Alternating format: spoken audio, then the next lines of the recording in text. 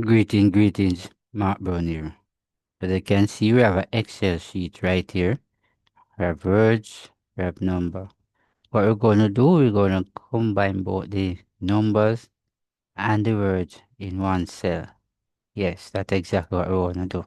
So if and when you get something like this, you have an idea of what to do. First, we're going to put equal.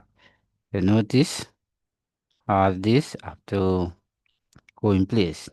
Now you're going to come to your left. You notice where it's a week. I'm going to click that right there. So if you notice, it's A3.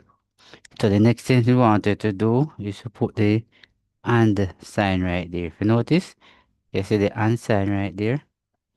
Alright, then the next thing that we're going to put a double quote right there. So the space bar.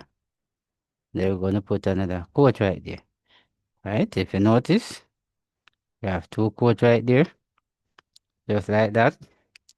Now we want to put another and right there. Then we're going to click right here in B. You notice, right? If you notice in my formula bar, this is what you see. And then you're going to press and enter. Now you're going to press and enter. If you notice, both of them is in the same cell. Just like that. But if you want to add a dollar sign, you can just come right up here. And just click in between the formula bar. And then you're going to put the dollar sign inside of it. And when you finish, you press back enter. You notice the dollar sign right there. But if you want to get everything from down to the line, you just click back up here, put the cursor right, you notice become a plus.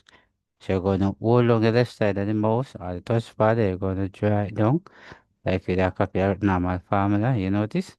Everything actually in one cell right here.